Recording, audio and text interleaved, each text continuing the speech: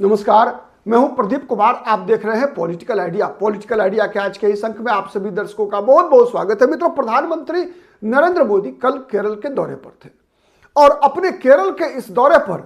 प्रधानमंत्री ने 2026 मतलब आने वाले 3 महीने के अंदर जो केरल में विधानसभा के चुनाव होने हैं, उस चुनाव के लिए किस प्रकार से एक लंबी लकीर खींची है प्रधानमंत्री ने, आज हम इस वीडियो में उसकी बात करेंगे। मित्रों, हम ये जानने का प्रयास करेंगे कि जहां भारतीय जनता पार्टी को एक छोटी मार्जिनल प्लेयर माना जाता था केरल की राजनीति में, ऐसा क्या हो रहा है कि प्रधानमंत्री नरेंद्र मोदी ने केरल में मेयर से सीएम, मतलब आपको पता है कि अभी पिछले महीने ही केरल में पहली बार भारतीय जनता पार्टी का तिरुवनंतपुरम जो केरल की राजधानी है, वहां के म्युनिसिपल कॉर्पोरेशन में भारतीय जनता पार्टी ने पहली बार अपना मेयर जिताने में कामयाबी हासिल की है। भारतीय जनता पार्टी की डिप्टी मेयर भी बनी है। ठीक है, तो आज हम जानने का प्रयास करेंगे कि प्रधानमंत्री के इन कार्यक्रमों में कौन सा वो स्वरूप, विराट स्वरूप जो दिखा है भारतीय जनता पार्टी का प्रधानमंत्री के कार्यक्रम में, चाहे वो प्रधानमंत्री का रोड शो हो, चाहे वो प्रधानमंत्री का आम सभा हो, या फिर प्रधानमंत्री के द्वारा आयोजित शुरुआत की गई कई सरकारी योजनाओं की बात हो। तो आज हम शुरू करते हैं इस मुद्दे पर, इस विषय को समझने का प्रयास करते हैं कि किस प्रकार से प्रधानमंत्री नरेंद्र मोदी ने एक लंबी लकीर, एक विराट स्वरूप दिखाया है इस चुनाव से ठीक 3 महीना पहले, और बीजेपी के लिए क्या संभावना निकल कर आती है। मित्रों, समझिए, एक ऐसा राज्य जहां पिछले लोकसभा चुनाव में भारतीय जनता पार्टी को 20% से कम, थोड़ा हिस्सा कम वोट मिलता है, लेकिन आज वहां भारतीय जनता पार्टी, प्रधानमंत्री नरेंद्र मोदी सहित पिछले हफ्ते अमित शाह, मतलब प्रधानमंत्री के बाद दूसरे नंबर के नेता अमित शाह का दौरा हो चुका है केरल में। उससे पहले देखेंगे तो अमित शाह से पहले नितिन नवीन पड़ोसी राज्य तमिलनाडु का दौरा करके गए हैं। और केरल भारतीय जनता पार्टी के लिए कितना महत्वपूर्ण है मित्रों, आप इस बात से अनुमान लगाइए। केरल क्या, भारतीय जनता पार्टी, आपको पता है कि एक म्युनिसिपल कॉर्पोरेशन के इलेक्शन को भी उतना ही सीरियसली लेती है जितना राष्ट्रपति के पद के लिए चुनाव को लेती है। और उसी का परिणाम है कि भारतीय जनता पार्टी की जो इलेक्शन मशीन है, उसका मुकाबला करने में देश में कोई भी राजनीतिक दल सफल नहीं हो पा रहे हैं। यह एक सबसे बड़ा कारण है कि तो स्वरूप क्या दिखाया प्रधानमंत्री ने, इसको समझिए। मित्रों, प्रधानमंत्री के कार्यक्रम 2 भागों में बटे हुए थे। एक तरफ प्रधानमंत्री के कार्यक्रम वो थे जो विकास के लिए लंबी लकीर खींच रहे थे केरल में। उन कार्यक्रमों के माध्यम से प्रधानमंत्री ने जहां विकास के लिए डबल इंजन की सरकार के महत्व के तरफ लोगों का ध्यान आकर्षित किया कि डबल इंजन की सरकार होने का लाभ क्या होता है, बताया कि कैसे वहां कम्युनिस्ट पार्टी की सरकार होने के कारण सरकार की नीतियों को अमली जामा पहनाने में केरल में भारतीय जनता पार्टी की केंद्र सरकार को कौन कौन सी परेशानियां हो रही हैं, उन मुद्दों पर प्रधानमंत्री ने सार्वजनिक सभा में मंच से केरल के लोगों को बताने का प्रयास किया। एक दूसरा, तिरुवनंतपुरम में रोड शो के दौरान प्रधानमंत्री ने बीबी राजेश, जो मेयर चुने गए हैं, आशानाथ जीएस, जो कि दलित महिला है, जो कि वहां डिप्टी मेयर बनी है, 45 वर्षों के वामपंथी शासन को तिरुवनंतपुरम म्युनिसिपल कॉर्पोरेशन से खत्म करने के बाद ये दोनों नेता भारतीय जनता पार्टी के मेयर और डिप्टी मेयर बने।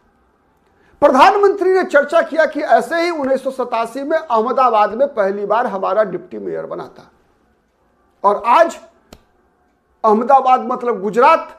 95 के बाद से आज 31 वर्ष हो गए, एक भी चुनाव बीजेपी नहीं हारी है। आप अनुमान लगा लीजिए। और उसकी शुरुआत, विजय की शुरुआत हुई थी अहमदाबाद म्युनिसिपल कॉर्पोरेशन के चुनाव से। वैसे ही प्रधानमंत्री ने केरल के लोगों को, भारतीय जनता पार्टी के नेताओं को, कार्यकर्ताओं को यह याद दिलाया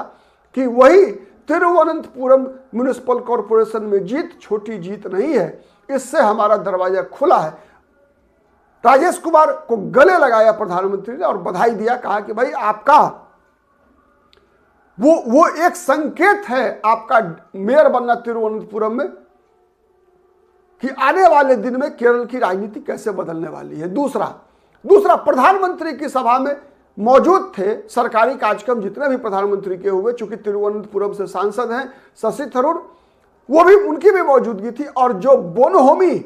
जो एक प्रगाढ़ता रिश्तों में दिखा, एक दूसरे के लिए जो सम्मान दिखा, यह भी एक बड़ा संकेत था मित्रों। आपको पता है इसलिए कि जब यहां प्रधानमंत्री केरल में कार्यक्रम कर रहे थे तो वही दिल्ली में राहुल गांधी और मल्लिकार्जुन खड़गे कांग्रेस पार्टी के केरल के नेताओं से केरल के राजनीति की ग्राउंड रिपोर्ट की जानकारी ले रहे थे। मित्रों, आने वाले 3 महीने के अंदर जिन 5 राज्यों में विधानसभा के चुनाव होने हैं, उनमें केरल एकमात्र ऐसा राज्य है जहां पर कि कांग्रेस पार्टी की सत्ता में वापसी की सर्वाधिक संभावना दिख रही है। सर्वाधिक संभावना वाला अगर कोई राज्य है तो वो राज्य केरल है। आप अग्रीड, सहमत है या नहीं, कमेंट करके बताइएगा कि जिन 5 राज्य, असम, पश्चिम बंगाल की तो कोई बात ही नहीं है, असम, पश्चिम बंगाल, तमिलनाडु में गठबंधन की लड़ाई है, कांग्रेस मार्जिनल प्लेयर है, केरल और पुडुचेरी, इन 5 राज्यों में अगर कांग्रेस पार्टी की सत्ता में वापसी की सर्वाधिक संभावना है तो वो राज्य है केरल। तो इतने महत्वपूर्ण बैठक को छोड़कर शशि थरूर कहां मौजूद थे? प्रधानमंत्री के साथ सभा में मौजूद थे।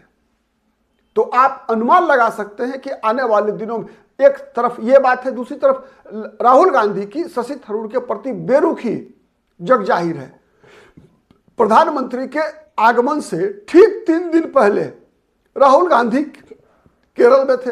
और राहुल गांधी जब केरल में थे तो शशि थरूर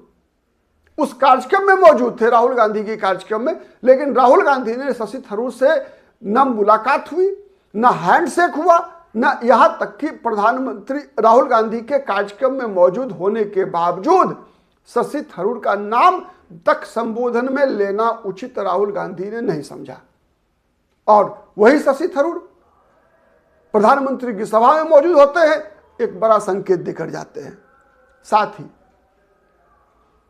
ही आशानाथ जीएस जिस सामाजिक समीकरण से आती हैं, दलित समाज से आती है, तो केरल की राजनीति में कांग्रेस और वाम मोर्चा, विशेषकर कांग्रेस की राजनीति में के.आर. नारायणन के नाम पर कब तक कांग्रेस पार्टी दलित वोट की खेती केरल में करेगी, इस पर भी कई सवाल भारतीय जनता पार्टी के मोदी की मौजूदगी में कई अन्य नेताओं ने उठाया। तो यह भी एक मास्टर स्ट्रोक था कि एक के.आर. नारायणन को दिखाकर कब तक आप उनके मुद्दों को हल नहीं करेंगे, बल्कि उनके चेहरों को दिखाकर आप केवल वोट की खेती करते रहेंगे। इसके तरफ भी कई लोगों ने मुद्दा उठाया। तो विकास के लिए डबल इंजन की सरकार, शशि थरूर का एक नायर समुदाय से आना, शशि थरूर का प्रधानमंत्री के प्रति प्रधानमंत्री के हर एक्शन का समर्थन डायरेक्टली इनडायरेक्टली करता हुआ दिखना, प्रधानमंत्री के साथ मौजूद होना, साथ ही सबरीमाला के मुद्दे पर प्रधानमंत्री का बेबाकी से यह बताना कि बीजेपी सत्ता में आएगी तो इस मुद्दे की सीबीआई से हम जांच कराएंगे और दोषियों को छोड़ेंगे नहीं। वही साथ ही वाम मोर्चा पर कांग्रेस पार्टी पर करारा हमला करना, तिरुवनंतपुरम म्युनिसिपल कॉर्पोरेशन के चुनाव और बीबी राजेश को मेयर और आशानाथ जीएस का डिप्टी मेयर बनना, और उनके साथ जिस प्रकार का एक प्रदर्शन प्रधानमंत्री की सभा में दिखा, उसके अलावे साबू एम जैकब की पार्टी T20 का एनडीए में शामिल होना, प्रधानमंत्री का साबू एम जैकब के साथ मुलाकात होना, ये और साथ ही भारतीय जनता पार्टी केरल की पूरी यूनिटी, एकता दिखना, वहां पर जो प्रदेश अध्यक्ष है, वहां प्रदेश अध्यक्ष के रूप में आप कह सकते हैं कि बड़ी सफलता मिलती हुई दिख रही है चंद्रशेखर को। ठीक है, तो ये भी एक मास्टर स्ट्रोक आप कह सकते हैं भारतीय जनता पार्टी की है कि जिस प्रकार से माइक्रो मैनेजमेंट, चूंकि तकनीकी के जानकार हैं भाजपा के प्रदेश अध्यक्ष, ठीक है, भारतीय जनता पार्टी के जो प्रदेश अध्यक्ष हैं तकनीकी के मामले में पूर्व में मंत्री भी रहे हैं केंद्र सरकार में, ठीक है। तो इसका जिस प्रकार का एक असर वहां दिख रहा है कि किस प्रकार से लगातार वामपंथी नेताओं को भारतीय जनता पार्टी में जोड़ते जाना। चूंकि केरल की राजनीति में मैंने कई बार बताया है आपको मित्रों कि एक तरफ कांग्रेस पार्टी की मजबूती का सबसे बड़ा आधार है केरल में ईसाई और मुसलमानों का लगातार कांग्रेस को मिलता रहा समर्थन।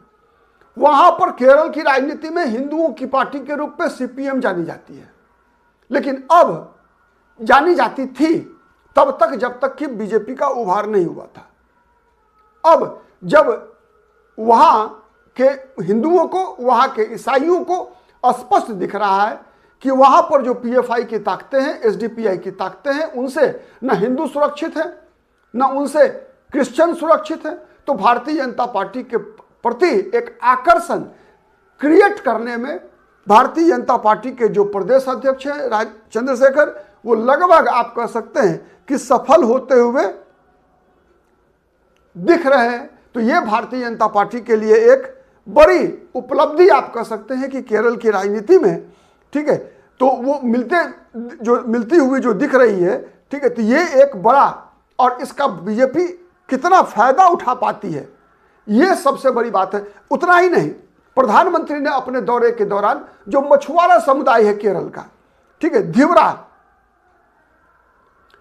तो इन लोगों के डेलीगेशन के साथ भी मीटिंग हुई प्रधानमंत्री की, और उस मीटिंग की तस्वीरें प्रधानमंत्री ने सोशल मीडिया पर शेयर भी किया, ठीक है। और इन लोगों के लिए बेहतर बाजार और की व्यवस्था, टेक्नोलॉजी का उपयोग करके इनको कैसे मदद पहुंचाई जा सकती है, इस पर भी प्रधानमंत्री ने एक प्रकार से आप कह सकते हैं कि प्रधानमंत्री ने इसके पर भी एक मास्टर स्ट्रोक के रूप में जो है प्रधानमंत्री की जब इनके प्रतिनिधिमंडल से मुलाकात हुई, तो जिस प्रकार से प्रधानमंत्री के नेतृत्व में वहां भारतीय जनता पार्टी ने एक प्रकार से आप कह सकते हैं छोटी छोटी बातों को महत्व दिया जा रहा है, तो उससे इस बात की संभावना से इनकार नहीं किया जा सकता है कि आने वाले दिनों में केरल में भी उसी प्रकार त्रिपुरा में जैसा कोई चमत्कार हुआ कि वाम मोर्चे भारतीय जनता पार्टी एक नॉमिनल फोर्स हुआ करती थी त्रिपुरा में, लेकिन वाम मोर्चे के शासनकाल को किस प्रकार से भारतीय जनता पार्टी ने उखाड़ने में कामयाबी पाई त्रिपुरा में, तो क्या केरल अगला राज्य है? और इस बात का एहसास केरल के मुख्यमंत्री को भी है। आपने देखा होगा कि प्रधानमंत्री के केरल दौरे में जिस प्रकार से पी विजयन मौजूद रहे और प्रधानमंत्री की आलोचना करने से घबराते रहे, प्रधानमंत्री की आलोचना करने से घबराते रहे, और केरल में शुरू की गई कई विकास योजनाओं का श्रेय प्रधानमंत्री को दिया, जिन उदार शब्दों का इस्तेमाल प्रधानमंत्री के लिए किया। तो एक वामपंथी नेता के द्वारा प्रधानमंत्री के पक्ष में ऐसे शब्दों का उपयोग करना चौंकाता है, लेकिन सच्चाई यह है कि ऐसा करना पी विजयन की मजबूरी है। इसलिए है कि पी विजयन के पैर के नीचे की जमीन निकल चुकी है। पी विजयन केवल इसी उम्मीद में कुछ ताकत इकट्ठा कर ले सकते हैं कि कांग्रेस विरोध के नाम पर पी विजयन के हिस्से में कुछ भी आ जाए, वो पी विजयन के लिए उपलब्धि होगी। आप क्या सोचते हैं? कमेंट करके जरूर बताइएगा। हमारा वीडियो कैसा पसंद आता है अगर आपको, तो निश्चित रूप से लाइक कीजिए, शेयर कीजिए, जिससे कि अधिक से अधिक लोगों तक हमारी बातें पहुंच सके। और पॉलिटिकल आइडिया को मित्रों अब तक यदि सब्सक्राइब नहीं किया है तो प्लीज सब्सक्राइब कर लीजिए। आज के लिए इतना ही, बहुत बहुत धन्यवाद, नमस्कार।